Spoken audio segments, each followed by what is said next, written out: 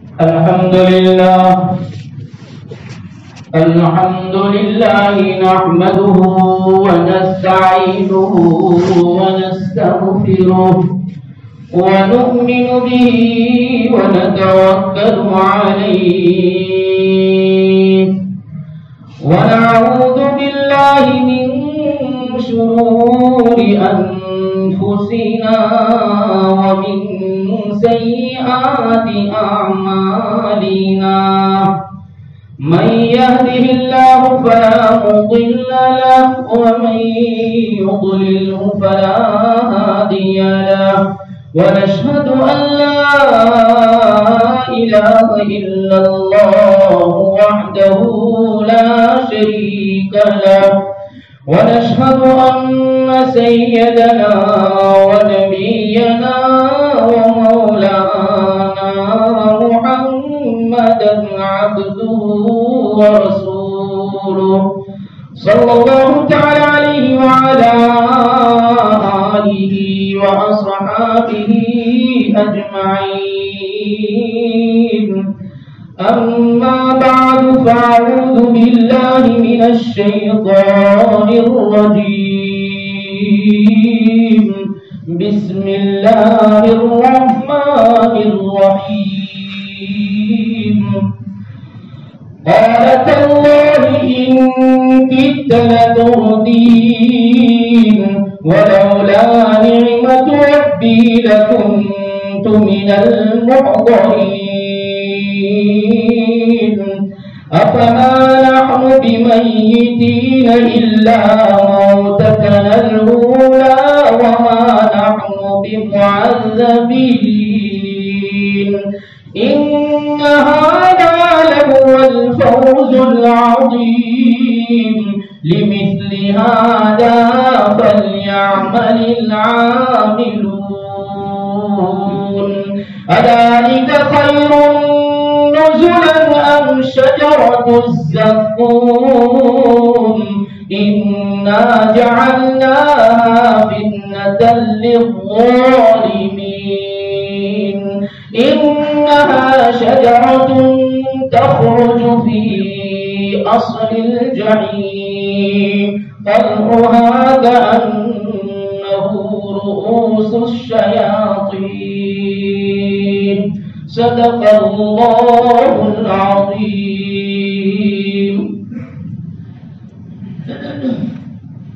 معزز سامعین کرام، سورہ صافات کی ان آیات میں جس میں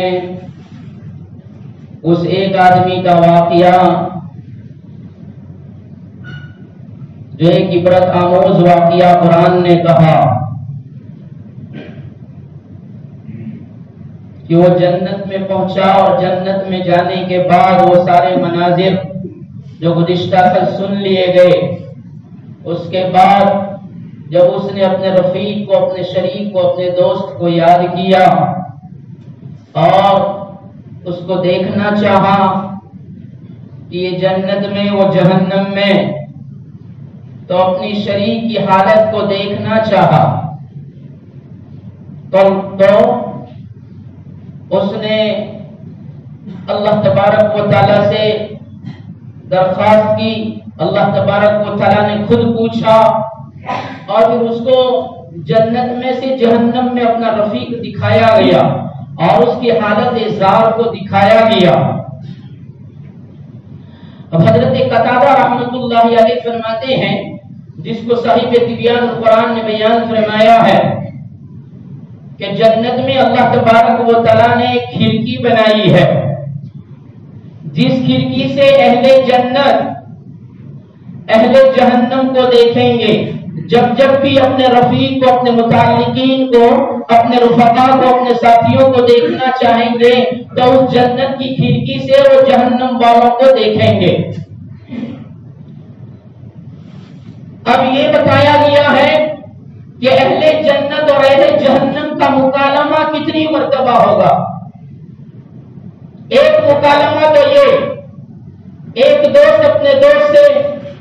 دیکھ کر پوچھے گا اور کہے گا کیا کہے گا؟ اس کو اللہ ذکر فرما رہے ہیں کہ جب جان کر جنت والا رفیق جہنم والے رفیق کو دیکھے گا تو اس کی بے بسی کو اور اس کی حالت زار کو، اس کی عذاب کو اور اس کی ناگفتہ بھی حالت کو دیکھ کر یہ جنت والا رفیق کہے گا جس کا اللہ ذکر فرما رہے ہیں، قال تاللہ ان کدت لتردین۔ جنت والا ساتھی اپنے جہنم والے ساتھی کو کہے گا اللہ کی قسم تاللہ، اللہ کی قسم ان کدت لتردین، اگر میں تیری بات کو مان لیتا اور تیرے کہنے کی طرح میں بھی کہہ لیتا اور میں بھی ان لوگوں میں ہو جاتا جو کہتے تھے قیامت نہیں آئے گی، گلے سڑنے کے بعد دوبارہ زندہ نہیں ہونا ہے، پاس بادل موت کا انکار کرتے تھے اور جزا سزا کا انکار کرتے تھے، نیکی کا بدلہ اور بدی کی سزا اس کا انکار کرتے تھے اور کہا کرتے تھے ایسا کچھ نہیں ہوتا کہ مر جائیں گے، سر جائیں گے، مٹی ہو جائیں گے، لمدینون، بدلہ بدلہ کچھ نہیں ملے گا۔ آج یہ جنتی کہتا ہے میں بھی اگر وقت ایسا کہتا تو ان کی تلتردین، میں بھی جہنم والوں میں ہو جاتا، میں بھی دوزخیوں میں سے ہو جاتا، میں بھی سزا بھگتنے والوں میں سے ہو جاتا، لیکن اللہ کی قسم وَلَوْلَا نِعْمَةُ رَبِّي لَكُنْتُ مِنَ الْمُحْضَرِينَ، میرے رب نے مجھ پر فضل فرمایا، اس کی رحمت کی چادر تان دی گئی، وَلَوْلَا نِعْمَةُ رَبِّي، میرے رب کی رحمت ہو گئی، فضل ہو گیا کہ اس نے مجھے مومن بنایا، ایمان والا بنایا، یکتائی والا بنایا، رسالت کا اقرار کرنے والا بنایا، لَكُنْتُ مِنَ الْمُحْضَرِينَ، اس کا فضل نہ ہوتا تو میں بھی گرفتار شدہ پکڑے گئے ہوا کی طرح مجرم بنا دیا جاتا۔ کیا عجیب بات قرآن بیان کرتا ہے، لَكُنْتُ مِنَ الْمُحْضَرِينَ، محضرین گرفتار شدہ مجرم کو کہا جاتا ہے، جس مجرم کو گرفتار کر لیا جائے، باندھ لیا جائے، پکڑ لیا جائے، ایسے مجرم کو محضرین کہا جاتا ہے۔ گرفتار شدہ مجرم میں بھی بن جاتا، لیکن اس کا فضل ہوا کہ اس نے بچا لیا۔ یہ ایک مکالمہ یہ ہے۔ ایک دوسرا مکالمہ قرآن بیان فرماتا ہے، اہل جہنم اہل جنت اہل جہنم کو دیکھیں گے تو اہل جہنم سارے کے سارے جہنمی، سارے کے سارے جنتی، سارے جنتی جہنمیوں کو دیکھیں گے اور دیکھ کر جہنمیوں سے کہیں گے او اہل جہنم، او اہل دوزخ، او اہل نار، ہم نے ہمارے رب نے جو وعدے کیے تھے ایمان پر اور ایمان پر چلنے پر، ایمان کے تقاضے پورا کرنے پر، ایمان کے مقصد کو پورا کرنے پر اور ایمانی چال چلنے پر اور ایمانیات و عبادات کو، اخلاقیات کو، معاشرت کو، معاملات پر، یہ سارے شعبے ہیں، ان سارے شعبوں کو آبیاری کرنے پر اور اس کی تکمیل کرنے پر، اس پر چلنے پر اللہ نے جو جو وعدے کیے تھے کہ دنیا میں یہ کرو آخرت میں ہم یہ دیں گے، آج ہم نے جنت میں وہ سارے انعامات دیکھ لیے، وہ سارے وعدے پورے ہوتے ہوئے دیکھ لیے۔ وہ اہل جہنم دین چھوڑنے پر، دین کا راستہ چھوڑنے پر، من کی چاہتوں پر چلنے پر، جی کی اور اپنے نفس کی خواہشوں کو پورا کرنے پر، اپنے چوچلوں کو پورا کرنے پر، جی کی مانی کر چلنے پر، اللہ کی طرف سے جو جو عذابات اور اللہ کی طرف سے جو جو پکڑ، اللہ کی طرف سے جو جو سزائیں سنائی گئی تھی، کیا وہ سزائیں، وہ عذابات تمہارے پاس آئے کہ نہیں؟ یہ اہل جنت اور جہنم کا مکالمہ، ایک دوسرے سے بحث۔ اہل جہنم کہیں گے ہاں ہم نے مشاہدہ کر لیا، ہم نے دیکھ لیا اور ایسا دیکھا ہے کہ اس کی بھوک، اس کی پیاس اور اس کی گرمی سے ہم تو بے دم ہو گئے ہیں، ایسا لگتا ہے کہ ہمارے اندر دم ہی نہیں ہے، ایسا لگتا ہے زندہ مر گئے ہیں اور یہاں تو مرنا بھی نہیں ہے. اتنی تکلیفوں کو برداشت کرنے کے بعد پیاسا آدمی جان دے دیتا ہے, بھوکا آدمی مر جاتا ہے اور گرمی میں شرابور ہو جاتا ہے, لیکن یہاں تو ہمارا دم نکلتا ہے. او اہل جنت, اگر تم ہم پر تھوڑا سا پانی چھڑک دو, تھوڑا سا پانی ڈال دو تاکہ ہمیں ذرا سکون مل جائے. قرآن کہتا ہے یہ مکالمہ چلے گا. اور اہل جنت تمہیں تو بہت نعمتیں دی گئی ہے, ارے تمہارا تو جی جاتا ہے, زبان نہیں ہلتی, صرف تصور گزرتا ہے, وہ نعمت حاضر ہو جاتی ہے. جنت میں تو تمہیں خواہشات پوری کرنے کے لیے ڈالا گیا ہے, تم جو چاہو وہ ہو سکتا ہے. تو کچھ کھانے کی نعمتیں ہم کو بھی دے دو, ہمیں بھی دے دو. دنیا میں ساتھ رہے ہیں, دنیا میں ساتھ میں ایک دسترخوان پر کھایا ہے, ایک تھالی میں ہندو مسلمان کھاتا تھا, ہاں ایک ہی تھالی میں ایک نیک کوئی بھی کھاتا تھا, ایک گنہگار بھی کھاتا تھا, ایک بے نمازی بھی کھاتا تھا, ایک نمازی بھی کھاتا تھا, ایک گھر میں نمازی بھی رہتا تھا, بے نمازی بھی رہتا تھا. باپ نمازی تھا, بیٹا جوان کریئر جوان بے نمازی تھا. باپ نے بیٹے کو نہیں کہا کہ نماز پر, اور باپ کریئر تھا, اس کا جوان بیٹا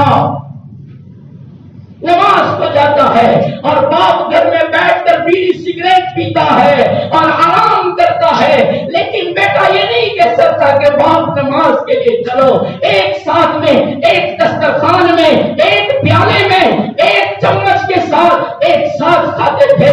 آج ہم مجرم ہیں, باپ سے بیٹا کہے گا جہنم میں سے میں آپ کا بیٹا تھا, آپ نے میرے لیے بڑے بڑے جتن کاٹے ہیں, آپ نے میرے لیے بڑی بڑی تکلیفیں اٹھائی ہے, آج بیٹا جہنم میں چل رہا ہے. ابا کچھ کھانا ہو تو دے دو. مفسرین لکھتے ہیں کچھ کھانا ہو تو دے دو. اہل جنت کہیں گے, اس میں باپ بھی آ گیا, متعلقین بھی آ گئے, رشتہ دار بھی آ گئے, سارے آ گئے, ساتھ رہنے والے بھی آ گئے, ایک ساتھ گھومنے پھرنے والے, دوستیوں کے دم بھرتے تھے, جن کی دوستیوں کی قسمیں کھائی جاتی تھی, جن کی دوستیوں کی مثالیں دی جاتی تھی, ایسے دوست بھی جنت میں سے کہیں گے اللہ نے جہنم والوں کے لیے پانی اور کھانے کی بندش کر دی ہے, اس لیے ہم تمہیں نہیں دے سکتے, کہ بندش لگا دی گئی ہے. یہ دوسرا مکالمہ اہل جنت اور اہل جہنم کا. اور تیسرا مکالمہ اہل جنت اہل جہنم کو دیکھیں گے تو اہل جنت اہل جہنم میں سے جہنم سے کہیں گے تمہارا نام تو فہرست میں مسلمان تھا, تم نے سرکاری کاغذات میں محمد کے نام سے پہچانے جاتے تھے, تم تو آدم کے نام سے, یوسف کے نام سے, یونس کے نام سے, ایوب کے نام سے, تمہارے نام تو انبیاء کے نام پر تھے, اور تم تو مسلمانوں میں پہچانے جاتے تھے, تم تو مومنین کہے جاتے تھے. کیا ہو گیا, تم جہنم میں کیسے پہنچ گئے؟ یونس نام کا جہنم میں, یوسف نام کا جہنم میں, ایوب نام کا جہنم میں, محمد نام کا جہنم میں, ارے نبی کے نام پر نام رکھنے والے جہنم میں کیوں ہیں؟ تو کیا کہیں گے وہ مکالمہ کرنے والے؟ کہیں قالوا لم نک من المصلین. اہل جہنم کہیں گے ہم نماز نہیں پڑھتے تھے. میں آپ کو قرآن کی تفسیر سنا رہا ہوں. تیسرا مکالمہ اہل جنت اور اہل جہنم کا. وہ اہل جہنم کہیں گے ہاں ہاں ہم نے نام تو مسلمان کے رکھے تھے لیکن کام وہ نہ تھے جو ایک مسلمان کی شان شان ہوتے ہیں. کہا تھا من ترک الصلاۃ متعمدا فقد کفر. نبی کریم صلی اللہ علیہ وسلم کا فرمان تھا جو جان بوجھ کر نماز چھوڑ دیتا ہے گویا کہ اس نے کفر کیا, کافروں والا عمل کیا, غیروں والا عمل کیا. مسلمان سینہ تھام کر مسجد کے پاس سے گزرتا ہے, مسجد کا دروازہ کھلا ہوتا ہے تو اس کو بند بھی کرتا ہے اور بند کر کے آگے چلتا ہے. یہ نہیں کہ اندر جا کر اس کو بند کر کے میں نماز پڑھنے جاؤں. آواز بھی سن رہا ہے کہ تکبیریں ہو رہی ہے, قرات ہو رہی ہے, نماز قائم ہو گئی ہے, جماعت شروع ہو گئی ہے اور ایک رکعت بھی ہو گئی ہے, لیکن پھر بھی وہ مسلمان کہتا ہے کپڑے ٹھیک نہیں ہے, کپڑے ناپاک ہے اور مسجد کے دروازے سے بند کر کے آگے چلتا ہے. قالوا لم نک من المصلین. پہلا عذر بیان کریں گے ہمیں جہنم کا ایندھن اس لیے بنایا گیا, ہمیں اہل نار میں سے اس لیے بنایا گیا کہ ہم نماز نہیں پڑھتے تھے. ولم نک نطعم المسکین. اور غریبوں کو کھانا نہیں کھلاتے تھے. مسکینوں کی ہمدردی سینے میں نہیں تھی. اگر کوئی مسکین آ کر اپنی درد سنا تھا, اپنی داستان سنا تھا, اپنی کہانی سنا تھا, اگر وہ نہیں سنا سکتا تو کسی کو وکیل بنا کر کہلواتا کہ مجھ سے زبان نہیں, میری زبان نہیں بول سکتی, میں زبان سے کہہ نہیں سکتا, میرے اندر اتنی سخت نہیں ہے کہ لب کشائی کر سکوں, ذرا میری وکالت کر کے میری غریبی اس کو سنا دو, میری مسکنت اس کے سامنے رکھ دو تاکہ اس کے ہاتھ میں ذرا مدد آ جائے اور وہ مجھے مدد کر دیں, اس کا دل پسیج جائے, اس کے دل میں نرمی آ جائے, اس کے اندر غمخواری آ جائے, اس کے اندر خیر خواہی آ جائے اور خیر خواہی کے تقاضے پر کچھ مدد کر دیں. تو جب یہ کہا گیا تو کہتے تھے ان کو تو دھندا ہو گیا ہے, ان کی تو عادت بن گئی ہے. نہیں عادت نہیں ہے, مجبوری کراتی ہے. وَلَمْ نَكُ نُطْعِمُ الْمِسْكِينَ. مسکینوں کو کھانا نہیں کھلاتے تھے, مسکینوں کی مدد سے پہلو نہیں کرتے تھے, مسکینوں کی مدد نہیں کرتے تھے, اس لیے ہمیں جہنمی بنایا گیا. تیسری وجہ یہ تھی کہ جب حق والوں کا بتلان کیا جاتا تھا, حق پرستوں کو باطل کہا جاتا تھا, حق کی بات کرنے والوں پر انگلیاں اٹھتی تھی. میں نہیں کہتا 29واں پارہ اٹھا لو, سورہ مدثر اٹھا لو, سورہ مدثر میں یہ پورا نقشہ کھینچا ہے کہ وہ کہیں گے اہل نار, اہل جہنم کے حق والے جب ہمیں حق کہتے تھے تو ہم انگلیاں تراشتے تھے, انگلیاں اٹھاتے تھے اور ہم ان کو مدعون کر دیتے تھے, ہم ان پر لعنت کرتے تھے, ہم ان پر ملامت کرتے تھے. اور حق والوں کا ساتھ دینے کی بجائے جو حق کو بتلان کہتے تھے ان بتلان والوں کا ساتھ دیا کرتے تھے اور اسی پر ہم جمے رہے یہاں تک کہ موت کا بلاوا آ گیا. کبھی کبھی بول دیا, پھر توبہ کر لی, توبہ کر کے حق والوں کے ساتھ آ گئے تو مزہ کر دیا جاتا, وہ رب کریم وہ غفور رحیم معاف کر دیتا. لیکن ہم تو اسی پر جمے رہے, حق کا انکار کرتے رہے, حق والوں کی بتلان کرنے والوں کا ساتھ دیتے رہے, یہاں تک کہ موت کا بلاوا آ گیا. اسی حال میں مر گئے, توبہ نہیں کی. تو ہم اس حالت کی وجہ سے, ان 3 چیزوں کی وجہ سے, ان 3 اسبابوں کی وجہ سے ہم جہنم میں داخل ہو گئے. یہ 3 مکالمے ہیں اہل جنت اور اہل جہنم کے. یہاں اس نے یہ کہا وَلَوْلَا نِعْمَةُ رَبِّي لَكُنْتُ مِنَ الْمُحْضَرِينَ. اگر میرے رب کا فضل نہ ہوتا, میرے رب کی رحمت نہ ہوتی تو میں بھی پکڑے ہوئے گرفتار شدہ مجرموں میں بن جاتا. اب یہاں فرماتے اللہ کا فضل کس کو کہتے ہیں, اللہ کی رحمت کس کو کہتے ہیں. یہاں ولولا نعمتو کہا کہ میرے رب کی رحمت اور نعمت اور فضل نہ ہوتا تو فضل کس کو کہتے ہیں. حضرت جابر بن عبداللہ انصاری رضی اللہ عنہ راوی ہے, فرماتے ہیں نبی کریم صلی اللہ علیہ وسلم ہمارے پاس تشریف لائے اور تشریف لا کر اللہ کے نبی نے قسم کھائی, قسم اس ذات کی جس کے قبضے میں میری جان ہے, ابھی میرا خلیل یعنی جبرائیل میرے پاس آ کر گیا. نبی کہہ رہے ہیں,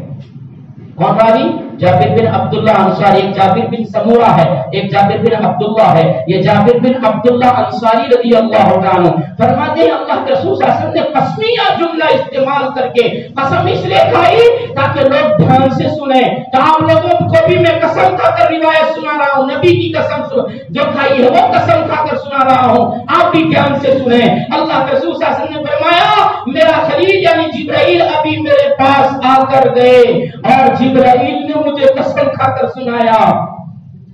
اور جبرائیل نے قسم کیسی کھائی؟ قسم اس اللہ کی جس نے آپ کو نبی بنا کر بھیجا ہے. تو اللہ کے رسول صلی اللہ علیہ وسلم متوجہ ہو گئے, اللہ کی قسم اور اس کی جس نے مجھے نبی بنایا اس اللہ کی قسم کھا کر جبرائیل کہہ رہے ہیں تاکہ محمد بھی دھیان سے سنے, پیغمبر بھی دھیان سے سنے. میں تاکہ امت کو سنانا ہے کہ فضل کس کو کہتے ہیں، نعمت کس کو کہتے ہیں، رحمت کس کو کہتے ہیں۔ جبرائیل امین نے فرمایا یا رسول اللہ سنو، ایک خدا کی قسم کھا کر اور اللہ کی قسم کھا کر کہہ رہے ہیں، ایک آدمی تھا جس نے 500 سال تک عبادت کی۔ وہ واقعہ نہیں، دوسرا واقعہ ہے، ایک آدمی تھا جس نے 500 سال تک اللہ کی عبادت کی اور پل جھپکنے کے برابر بھی آنکھ بند کی کھولی، اتنی دیر کی بھی نافرمانی اللہ کی نہیں کی۔ اللہ نے اس کے لیے ایک چوکور مربع، چوکور پہاڑ کے ٹیلے پر، اس کی چوٹی پر اللہ نے اس کے لیے عبادت گاہ بنائی۔ اس چوٹی پر جا کر اللہ کی عبادت کرتا تھا،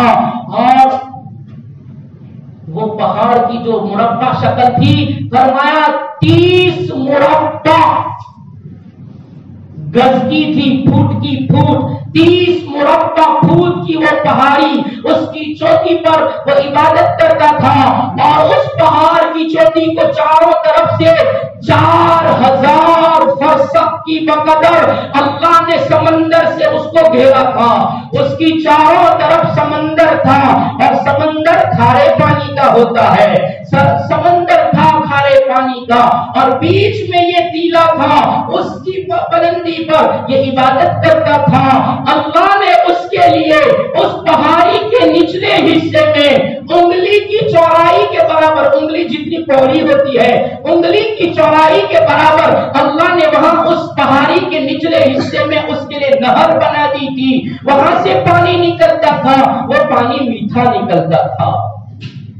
انسان کھارا پانی نہیں پی سکتا، سمندر تو کھارا تھا۔ اللہ نے اس انداز سے کہ وہ پہاڑ سے نکلنے والا جو چشمہ تھا انگلی کے بقدر، وہ نیچے سمندر میں نہیں جاتا تھا، بس اسی کے لیے نکلتا تھا، اور اسی کے پاس ایک انار کا درخت تھا، اور وہ انار کا درخت روزانہ ایک ہی پھل دیتا تھا۔ اس انار کے درخت کے اوپر ایک ہی انار لگتا تھا۔ جب شام ہوتی تھی تو شام کے وقت میں وہ عابد اوپر سے نیچے اترتا وضو کرنے کے لیے۔ جب وضو کرنے کے لیے آتا تو اسی انگلی کے بقدر جو نہر بنائی تھی، چشمہ بنایا تھا، اس سے وضو کرتا، اسی سے پانی پی لیتا۔ دن میں ایک ہی مرتبہ، 24 گھنٹے میں ایک ہی مرتبہ پانی پیتا تھا۔ تو 24 گھنٹے اس کو پیاس نہیں لگتی تھی۔ اس کا معمول تھا شام کو اترنے کا، وضو کرنے کا، اور 24 گھنٹے وضو کو ٹکائے رکھنے کا۔ وضو ٹوٹتا نہیں تھا اس کا، پانی پیتا، اور وہ انار کا جو درخت اس کے اوپر روزانہ شام کو ایک انار لگ جاتا، وہ انار کو توڑتا، اس انار کو کھا لیتا۔ بس ایک انار کھانا، پانی پینا، وضو کرنا، عبادت میں مشغول ہو جانا۔ اور عبادت کرتے کرتے اس نے درخواست کی، اور درخواست میں کہا اے اللہ بحالت سجدہ موت دینا۔ وہ جو تھا وہ پہاڑوں میں درختوں میں عبادت کرتا تھا، اور درخت اس کے لیے سایہ بن گئے تھے۔ یہاں جابر بن عبداللہ فرماتے ہیں اس نے دعا کی اللہ بحالت سجدہ موت دینا، اور میری میت کو، میرے بدن کو، میرے جسم کو زمین کے لیے بھی اور دوسری اشیاء کے لیے بھی حرام کر دینا، کہ زمین بھی مجھے نہ کھائیں، اور کیڑے مکوڑے بھی نہ کھائیں، کوئی جانور بھی نہ کھائیں، ساری کی ساری اشیاء پر، ساری کی ساری مخلوقات پر، ساری کی ساری چیزوں سے میرے جسم کو محفوظ رکھنا۔ اللہ نے اس کی درخواست بھی منظور کر لی۔ جبرائیل نبی کو سنا رہے ہیں۔ پھر کیا ہوا؟ تو حضرت جبرائیل امین علیہ السلام فرماتے ہیں اللہ نے اس کی درخواست منظور فرما لی، اور اسی طرح 500 سال کے بعد سجدے کی حالت میں پہاڑ کی چوٹی پر سمندر کے بیچ میں اس کی موت واقع ہو گئی، اور اسی حالت میں قیامت تک رہے گا۔ نہ زمین کھائے گی، نہ کوئی اور چیز کھائے گی۔ پھر جبرائیل نے فرمایا یا رسول اللہ ہم جب بھی آسمان سے نیچے آتے ہیں اور نیچے سے اوپر جاتے ہیں ہم اس کو اسی حالت میں دیکھتے ہیں، اور اللہ نے ہمیں وہ علم دے دیا ہے کہ جب قیامت قائم ہوگی اور قیامت قائم ہونے کے بعد جب اس عابد کو لایا جائے گا، اور لائے جانے کے بعد جب اللہ کہے گا اس کو میری رحمت سے، میرے فضل سے جنت میں پہنچا دو،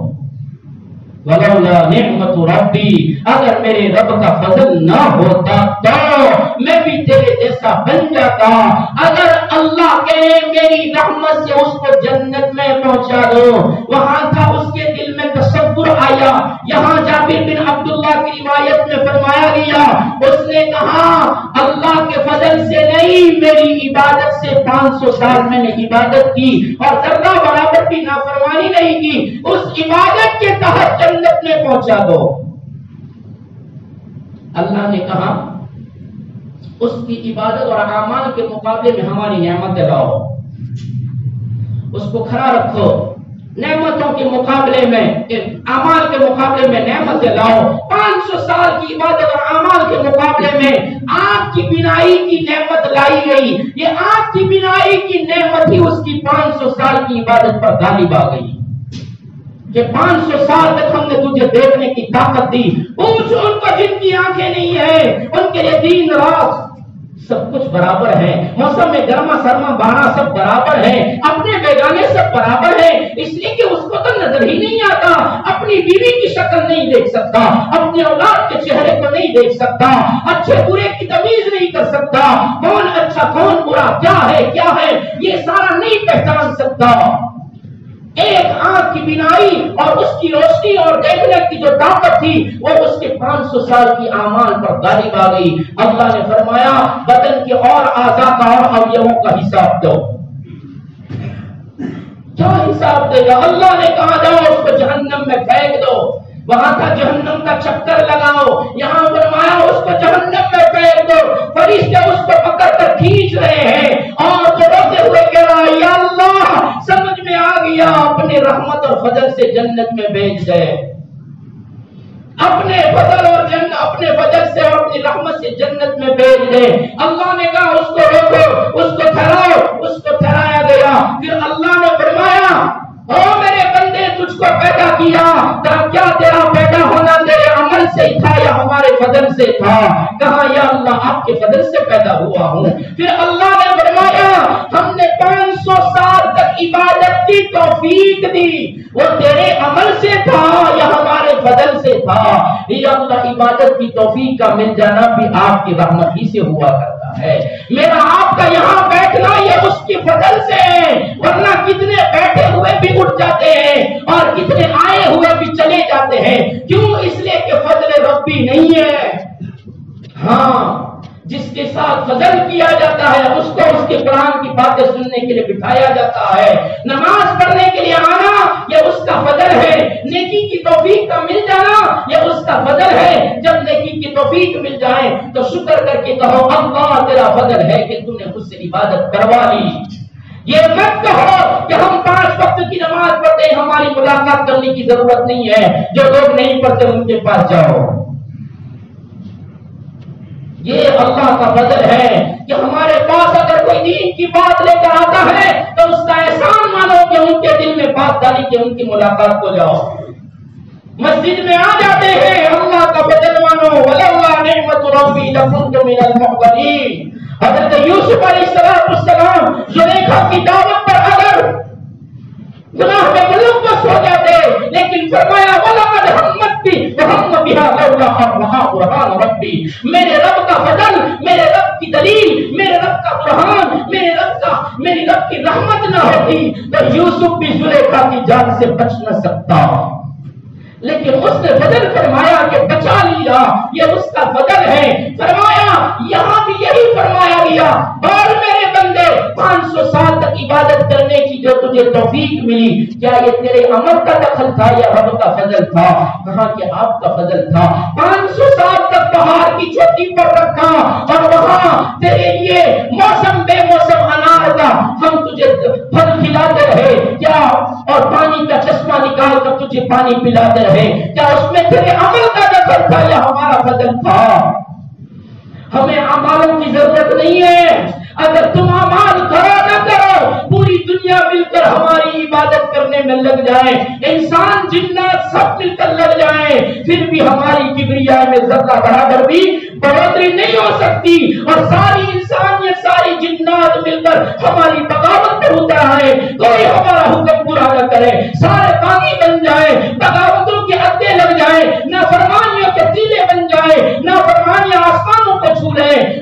اللہ فرماتے ہیں تم سب کے نافرمان بننے پر ہماری کبریائی میں ذرہ برابر بھی کمی نہیں ہوگی، ہم تو جیسے تھے ویسے ہی رہیں گے، ہاں اگر اعمال کرو گے تو ہمارا فضل تمہارے ساتھ ہوگا، اور فضل ہوگا رحمت ہوگی تو جنت کے فیصلے ہوگے۔ اس نے کہا باری تعالیٰ یہ سارا آپ کی رحمت سے ہوا ہے، پھر اللہ فرمائیں گے جاؤ میرے اس بندے کو ہمارے فضل سے ہماری رحمت سے جنت میں داخل کر دو۔ حضرت جبرائیل علیہ السلام نے آخر میں فرمایا یا رسول اللہ صلی اللہ علیہ وسلم دنیا میں سارا جو کچھ ہو رہا ہے نیکیوں کی توفیق ہو رہی ہے وہ اس کا فضل ہے اور اسی کا رحم ہے، اسی کو فضل کہتے ہیں، اسی کو رحمت کہتے ہیں، اسی کو قرآن کی اس آیت میں بیان فرمایا ولولا نعمت ربی لکنت من المحضرین، اگر میرے رب کا فضل نہ ہوتا اور تیرے کہنے میں آ جاتا بیشتی کو میں ترجیح دے دیتا اور اللہ کی بات کو نہ سنتا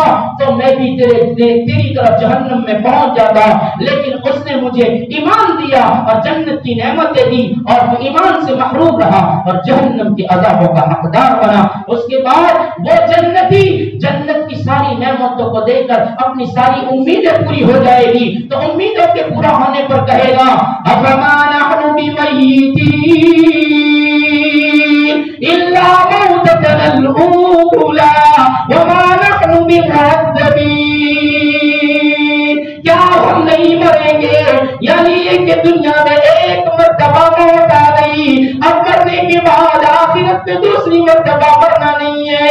اس لیے کہ صاحب تبیان القرآن فرماتے ہیں، صاحب در منصور امام جلال الدین سیوطی رحمت اللہ علیہ فرماتے ہیں، صاحب معالم العرفان فرماتے ہیں کہ جب آدمی کو نعمتیں مل جائے لیکن یہ کہا جائے کہ یہ نعمتیں تھوڑے وقت کے بعد لے لی جائے گی تو انسان نعمتوں میں رہتے ہوئے بھی مغموم رہتا ہے، اس کو غم لگا رہتا ہے، اس لیے کہ اس کو کہا گیا ہے تھوڑے وقت کے بعد یہ سارا لے لیا جائے گا تو نعمت استعمال کرتے کرتے بھی سوچتا رہے گا کہ ہمارے پاس سے تو یہ نعمتیں چھین لی جائے گی، لیکن آدمی جب خوش ہوتا ہے جب اس کو کہا جائے کہ یہ نعمتیں دائمی رہے گی ہمیشہ رہے گی اب واپس نہیں لی جائے گی چھینی نہیں جائے گی تو وہ خوش ہو جاتا ہے۔ اسی کو ذکر فرمایا یہ ایمان والا خوشی کے مارے کہے گا افما نحن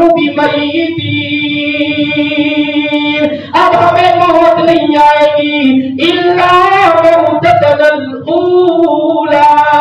پہلی مرتبہ موت آ گئی، دنیا میں مرے تھے قبر میں گئے اب یہاں اٹھے زندہ کر کے اب ہمیں اٹھائے جانے کے بعد اب موت نہیں آئے گی، اس لیے جنت کی ساری نعمتیں ہمیشہ رہے گی، اس لیے بہت خوش ہوگا وما نحن بمعذبین،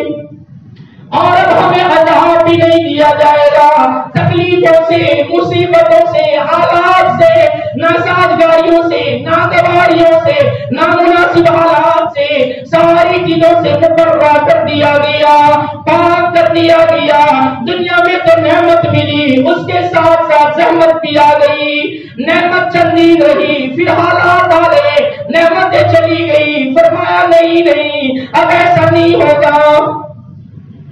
نعمتیں ملنے کے بعد جب نافرمانیاں آیا کرتی ہیں اللہ نعمتیں چھین لیا کرتا ہے، لئن شکرتم لازیدنکم ولئن کفرتم ان عذابی لشدید، اطاعت کرنے پر فرما برداری کرنے پر ماننے پر نعمتیں ملی لیکن نعمتوں کے ملنے پر باقی بن گئے، پیسے آ گئے اللہ کو بھول گئے، پیسہ ہی معبود بن گیا، مال و دولت کی بوچھار ہو گئی، فراوانی ہو گئی، مال و دولت میں ایسے مشغول ہو گئے کہ مسجدوں سے دور ہو گئے، نماز کا کہا جاتا ہے تو کہتے ہیں وقت ہی کہاں ہے، وقت ہی نہیں ہے نماز پڑھنے کے لیے آنے کا، ہم تو اتنے مشغول ہیں۔ تو فرمایا دنیا میں تو ایسا ہوتا ہے بغاوتیں ہونے پر اللہ نعمتیں کبھی کبھی چھین لیتا ہے اور کبھی کبھی نعمت تو رکھتا ہے لیکن نعمت میں الجھا دیتا ہے۔ نعمت میں ایسا الجھ گیا، ایسا پھنس گیا کہ دوسرا کچھ نظر ہی نہیں آتا، سماج بھی بھول گیا، معاشرہ بھی بھول گیا، اپنوں کو بھی بھول گیا، موت میت میں جانا بھی بھول گیا۔ موت میت میں جاؤ تو کہتے ہیں وقت کہاں ہے ہمارے پاس،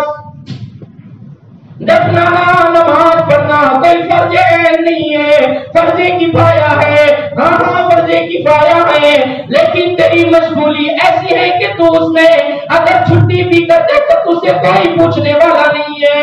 لیکن جانا چاہیے۔ مسلمان کے جو حقوق بیان فرمائے اس میں ایک حق یہ بھی بیان فرمایا کوئی مر جائے تو اس کے جنازے میں جاؤ۔ تو دنیا میں تو اللہ نعمت میں الجھا دیتا ہے، کبھی کبھی اللہ نعمت بھی رہنے دیتا ہے، لیکن اللہ نعمت میں سے برکتیں چھین لیتا ہے، برکت ہی نہیں رہتی۔ خوب کماتے ہو، خوب کمایا، پھر صبح ہوئی تو کہتے ہیں سارا ختم ہو گیا، برکتیں ہی چھین لی گئی۔ اسی کو کہا وما نحن بمعذبین، دنیا میں تو یہ عذابات دیے جاتے ہیں، خوشحالی کے بعد بدحالی کا آنا یہ بھی ایک اللہ کی طرف سے عذاب ہے۔ ہاں، خوشحالی کے بعد بدحالی آ گئی، خوشگواریوں کے بعد ناگواریاں آ گئی،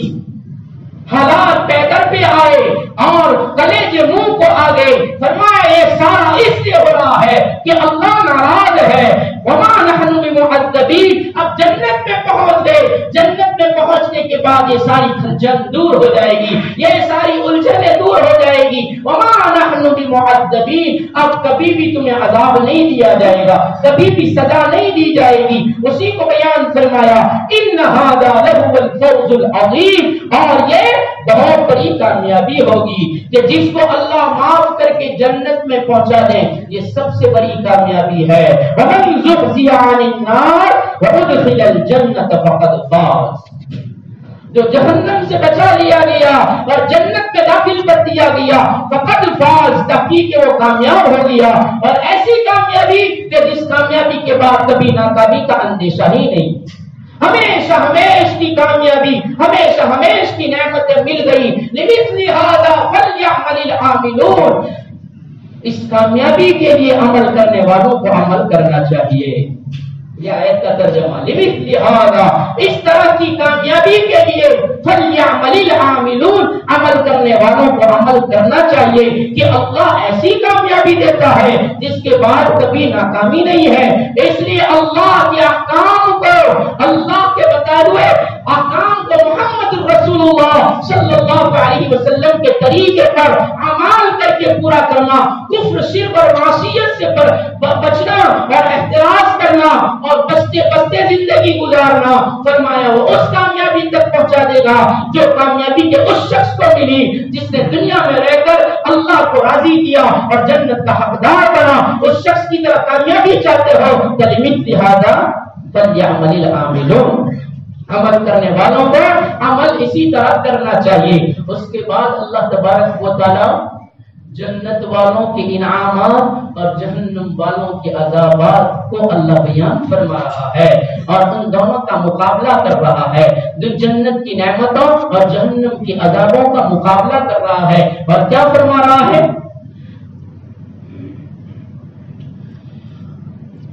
اذالک خیر نزلا ام شجرۃ الزقوم، ذرا بتاؤ تو صحیح، اللہ استفہامیہ کے طور پر پوچھتے ہیں، سوال یا جملہ، اللہ سوال کر رہے ہیں، استفہام کر رہے ہیں، کوشچن کر رہے ہیں، آنسر دیجئے، پوچھ رہے ہیں، سوال کر رہے ہیں، جواب دیجئے۔ کیا سوال، کیا پرشن، کیا جواب مانگتے ہیں؟ اذالک خیر نزلا ام شجرۃ الزقوم، کیا مہمانی کے اعتبار سے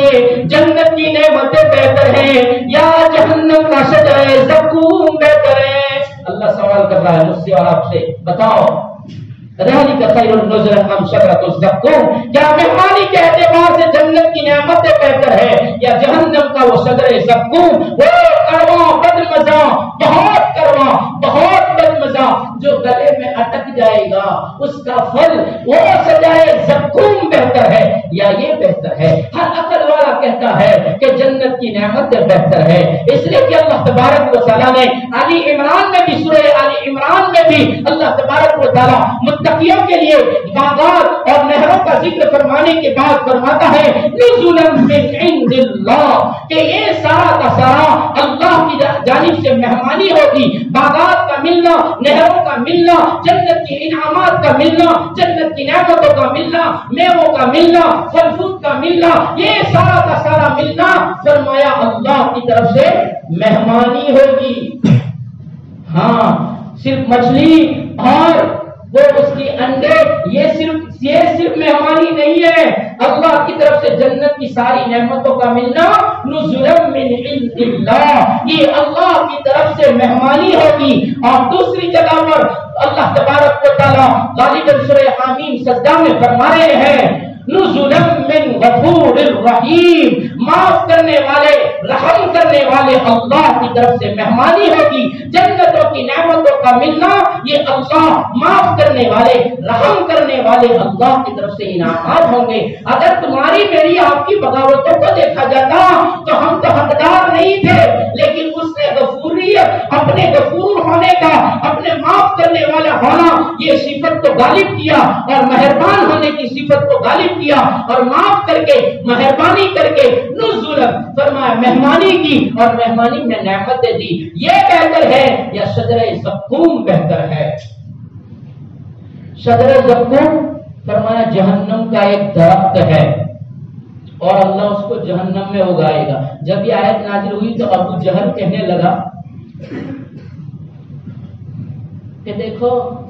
محمد کیسی بہکی بہکی باتیں کرتا ہے اور کیسی بات کرتا ہے کہ جہنم کا درخت, جہنم تو آگ کی ہے اور آگ تو لکڑی کو جلا دیتی ہے, اور جہنم میں آگ لکڑی کیسے اگ سکتی ہے, درخت کیسے اگ سکتا ہے جبکہ آگ تو لکڑی کو جلا دیتی ہے. یہ ہمیں دھمکانے کے لیے, یہ ہمیں گھبرانے کے لیے, یہ ہمیں دھمکا رہا ہے اور یہ ایسی بہکی بہکی بناوٹی باتیں کر رہا ہے اور کہتا ہے کہ اشجرۃ الزقوم, اللہ نے زقوم بنایا ہے اور زقوم تم لوگ نہیں جانتے ہو. ابو جہل مکہ والوں کو کیسا ہے. حضرت عبداللہ ابن عباس رضی اللہ تعالیٰ عنہ بیان فرماتے ہیں کہ نبی کریم صلی اللہ علیہ وسلم کے پاس سے ابو جہل گزرا اور جب وہ گزر رہا تھا تو اللہ کے رسول صلی اللہ علیہ وسلم نے قرآن کی آیت پڑھی 30ویں پارے کی اور اس آیت میں فرمایا اولا لک فاولا ثم اولا لک فاولا. 29ویں پارے کی آیت پڑھی سورہ قیامت کی اور فرمایا تیرے لیے افسوس اور افسوس ثم اولا لک فاولا, پھر افسوس کا افسوس تجھ پر ہے. ابو جہل نے پوچھا کس کو کہہ رہے ہو؟ نبی کریم صلی اللہ علیہ وسلم نے فرمایا تجھے کہہ رہا ہوں اولا لک فاولا ثم اولا لک فاولا. کہہ رہے کس سے ڈرا رہے ہو؟ یہ جملے کہتے کس سے ڈرا رہے ہو؟ اللہ کے رسول صلی اللہ علیہ وسلم نے فرمایا اس کریم ذات سے تجھے ڈرا رہا ہوں, یعنی اللہ سے ڈرا رہا ہوں کہ افسوس اگر تو اسی حال میں مر گیا تو کریم ذات اس کے پاس جانا ہے اور تجھے حساب دینا ہے. تو ابو جہل کہنے لگا وہ کیسا کریم, کیا میں کریم نہیں ہوں, کیا میں عزیز نہیں ہوں؟ میں عزیز بھی ہوں, کریم بھی ہوں, تو اس کا کیا مجھے واسطہ دیتا ہے؟ یہ جملہ کہہ کر چلا گیا. اللہ نے قرآن کی آیت اتار دی ان شجرۃ الزقوم, شجرہ زقوم والی آیت اتار دی اور اللہ نے فرمایا نبی جی یہ کہہ کر گیا ہے, ہم اس کو کہیں گے جب اس کو انک انت العزیز الکریم. دنیا میں تو کہتا تھا میں عزیز بھی ہوں, کریم بھی ہوں. آج اس عذاب کو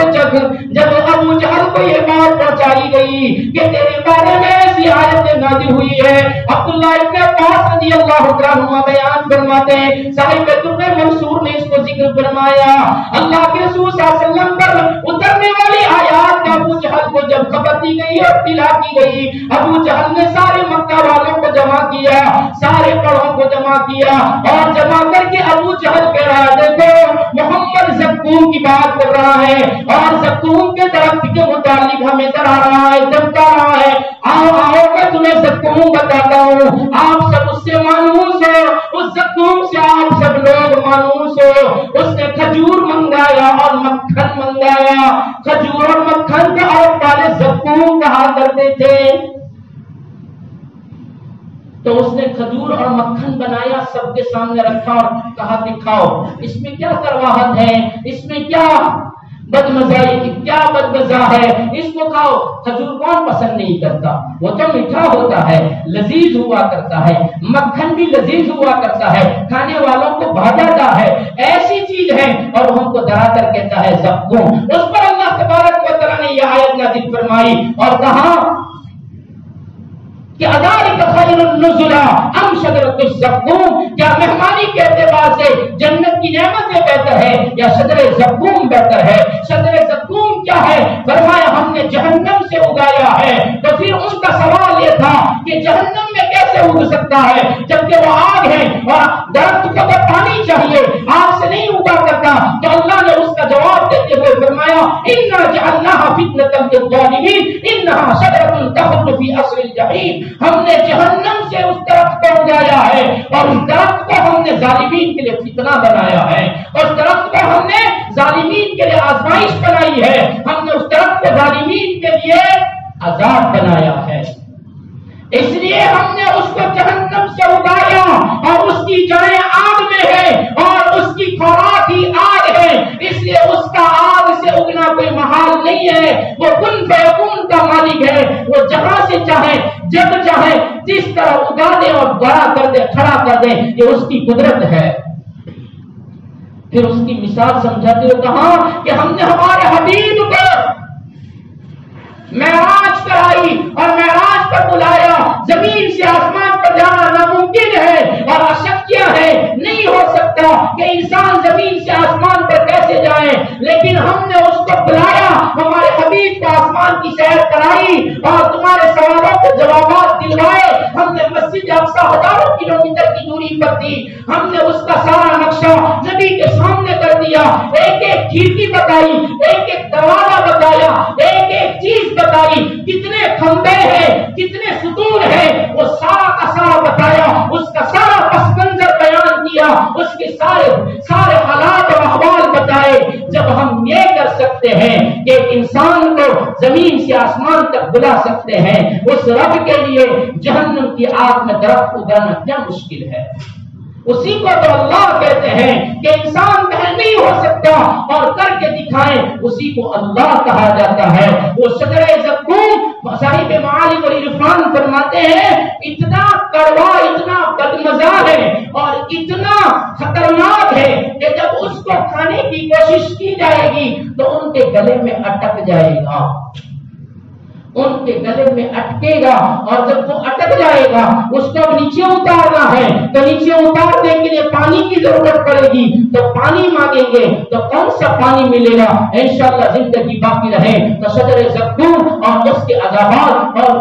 کیسا پانی اور اس پانی سے کیا ہوگا تو انشاءاللہ زندگی باقی رہی تو آئندہ تک سنیں گے. اللہ تبارک و تعالیٰ کہنے سننے سے زیادہ عمل کی توفیق عطا فرمائے. چند اعلانات ہے. حاجی الیاس حاجی محمد ابو کی جانب سے جمعہ مسجد میں 2500 روپے، حاجی اسماعیل بھائی مادلہ والوں کی جانب سے جمعہ مسجد میں 1000 روپے، عمران بھائی یعقوب آمن جی کی جانب سے جمعہ مسجد میں 1000 روپے، مرحومہ حجیانی بی بی بہن حاجی عبداللہ عقوبت کی جانب سے مرحومین کی ایصال ثواب کے لیے جمعہ مسجد میں 2500 روپے، مدرسہ محمدیہ میں 2500 روپے، قبرستان میں 2500 روپے، مسجد آمنہ میں 2500 روپے، مسجد احمد میں 2500 روپے. حاجی یعقوب ماسٹر واضح کی جانب سے جمعہ مسجد میں 500 روپے، مدرسہ محمدیہ میں 500 روپے، قبرستان میں 300 روپے، مسجد آمنہ میں 500 روپے، مسجد احمد میں 500 روپے اور مسجد زکریا میں 500 روپے. اللہ تبارک و تعالیٰ ان تمام کی عطیات کو قبول فرمائے، دارین میں بہترین بدلہ عطا فرمائے. درود شریف پڑھ لیا جائے. بسم اللہ الرحمن الرحیم. الحمد للہ لک الحمد کلہ ولک الشکر کلہ بیدک الامر کلہ والیک یرجع الامر کلہ اللهم لا نحصي ثناء عليك أنت كما أثنيت على نفسك يا ربي صل وسلم دائما أبدا على حبيبك خير الخلق كلهم يا أرحم الراحمين ارحمنا ويا أكرم الأكرمين أكرمنا يا ذا الجلال والإكرام ظلمنا أنفسنا وإن لم تغفر لنا وترحمنا لنكونن من الخاسرين اللهم اغفر لنا اللهم اغفر لنا اللهم اغفر لنا اے اللہ ہمیں معاف فرما دیجئے یا اللہ مغفرت کی عشرے کا دوسرا دن ہے یا اللہ دوسرے دن کی عصر کے بعد کا وقت ہے یا اللہ قرآن کی باتیں سنی سنائی ہے یا اللہ جنت کا جہنم کا تذکرہ سنایا ہے اے کریم آپ کا ہمارا ایمان ہے کہ آپ نے جنت بھی بنائی ہے آپ نے جہنم بھی بنائی ہے یا اللہ جنت کی انعامات اور نعمتوں کو بھی بنایا ہے جہنم کے عذابوں کو بھی بنایا ہے ہمارا اس پر ایمان ہے ہمارا اس پر ایمان ہے یا اللہ جنت کی نعمتوں کا حقدار بن جائیں اس کے لیے وہ اعمال کی توفیق دے دیجئے جس سے وہ نعمتیں ہمارے حصے اور ہمارے حق میں آ جایا کرتی ہے یا اللہ جہنم کی عذابوں سے بچانے والے یا اللہ وہ اعمال جن سے جہنم کے ایندھن بن جایا کرتے ہیں ان اعمالوں سے ان کرتوتوں سے ان بدعمالیوں سے ان بدعمالیوں سے پوری پوری حفاظت فرمائیے اے اللہ راضی ہو جائیے راضی ہو جائیے آپ کو بہت ناراض کیا ہے بہت ناراض کیا ہے یا اللہ کو سکنے پر بھی آپ کی نافرمانیاں سورج کے طلوع ہوتے ہوئے بھی ہم نے نافرمانیاں کی یہاں تک کہ سورج غروب ہو جاتا ہے یا اللہ سورج کے غروب ہونے کے بعد بھی نافرمانیاں یہاں تک کہ پھر سے پو پھٹ جاتی ہے یا اللہ دن کے اجالے رات کے اندھیریاں خلوتیں جلوتیں یا اللہ بغاوتیں ہی بغاوتیں ہیں یا اللہ قصور ہی قصور ہے یا اللہ نافرمانیاں ہی نافرمانیاں ہیں یا اللہ من کی چاہتے من کے چونچلے ہی چونچلے نظر آتے ہیں یا اللہ ہمارے پاس گناہوں کے انبار لگ گئے اے اللہ آپ کے پاس اب بدر گزر کے خزانے ہیں اب بدر گزر کے خزانے اڈیل دیجئے اے اللہ اے اللہ اے اللہ ہماری سیئات کو دھو دیجئے سیئات کو مٹا دیجئے آپ کو کوئی پوچھنے والا نہیں ہے آپ رب غفور ہیں آپ رب کریم ہیں آپ رب رحیم ہیں اے اللہ آپ کے بندے دامن پسارے ہیں یا اللہ یہ سارے فقراء یہ سارے محتاج آپ کے در پر آئے ہیں آپ غنی ہیں آپ کریم ہیں آپ اکرم الاکرمین ہیں یا اللہ غنی کی شان دینا ہے فقیر کی شان لینا ہے اے اللہ جھولیاں پھیلائیے آپ کرم فرما دیجئے کرم فرما دیجئے کرم میں پوری پوری معافی دے دیجئے مغفرت کا اشکار معاف کر دیجئے مغفرت کر دیجئے پوری پوری بخشش کر دیجئے پوری پوری بخشش کر دیجئے یا اللہ اگر گھر میں ذرا سا کارواں پھنس آ جائے تو اس کو پھینک دیتے ہیں یا اللہ ذرا کھانا تیز ہو جائے تو اٹھ جاتے ہیں سالن کو گرا دیتے ہیں یا اللہ کھارا ہو جائے تو منہ بگاڑ کر چھوڑ دیتے ہیں یا اللہ زخم کا درد بہت کروا بہت بدمزہ یا اللہ وہ کیسے برداشت ہوگا اس سے بچانے کے فیصلے کر دیجئے اس سے بچانے کے فیصلے کر دیجئے اے اللہ جنت کی وہ نہریں جہاں آپ نے شراب کی بنائی دودھ کی بنائی شہد کی بنائی پانی کی بنائی یا اللہ ان نہروں کا بلا استحقاق سوال کرتے ہیں یا اللہ ان نہروں کا حقدار بنا دیجئے یا اللہ جامع کوثر پلوا دیجئے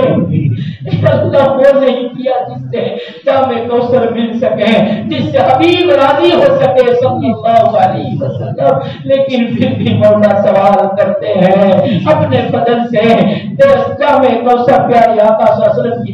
ہاتھ سے دست مبارک سے مل جائے، ایسے فیصلے فرما دیجئے یا اللہ مرحومین کی مغفرت فرمائیے، یا اللہ ان کی قبروں کو نور سے منور فرمائیے، یا اللہ جو لوگ بیمار ہیں ان کو شفائے کلیہ عطا فرما دیجئے، یا اللہ چاوس گاؤں کے امام مسجد مولانا اعجاز صاحب، یا اللہ ان کا آکسیجن اٹھ نہیں رہا ہے، یا اللہ بہت کم آکسیجن ہے، 4-5 دن سے ہسپتال میں ہے، یا اللہ امام کے مصلی پر کھڑے ہو کر نبی کی امامت کرائی ہے، اے اللہ امامت کی برکت سے شفا دینے کے فیصلے فرما دیجیے، یا اللہ مصلی پر کھڑے رہ کر جو قرآن پڑھا ہے، یا اللہ اس قرآن کے تو فہم آپ کی اس عظیم کتاب کے صدقے میں یا اللہ آکسیجن کو بحال کر دیجیے، آکسیجن کو بحال کر دیجئے، پوری عافیت کر دیجئے، خوشخبری سنا دیجئے کہ آکسیجن اٹھ گیا، لیول پر آ گیا، بحال ہو گیا، ایسی خوشخبری سنا دیجئے۔ جتنے بھی لوگ آکسیجن کے بارے میں اے اللہ پریشان ہیں ان سب کے لیے آکسیجنوں کو بحال کر دیجئے، آپ اپنی قدرت سے کر دیجئے، مولا کر دیجئے۔ دنیا کا آکسیجن کہاں تک کام دے سکتا ہے؟ اے اللہ آپ اپنا فضل فرما دیجئے، ہم نے آج فضل کو سنا ہے، آپ کی رحمت کو سنا کہا ہے، اے اللہ فضل کے کرشمے دکھا دیجئے، ہم سب کے ساتھ اپنا خصوصی فضل فرمائیے، عافیت عطا فرمائیے، ایمان پر جلائیے، ایمان پر موت نصیب فرمائیے، یا اللہ آپ کے نام پر دینے والوں کی عطیوں کو قبول فرمائیے، دارین میں بہترین بدلہ عطا فرمائیے، یا اللہ دین کے خاطر، یا اللہ شاعر اسلام کے خاطر جنہوں نے بھی جو کچھ دیا اور دے رہے ہیں، یا اللہ ان سب کے دینے کو قبول فرما کر دارین میں بہترین بدلہ عطا فرمائیے، ہماری دعاؤں کو اپنے فضل سے نبی کریم صلی اللہ علیہ وسلم کے صدقے میں قبول فرمائیے، وصلی اللہ علی نبی کریم برحمتک یا ارحم الراحمین۔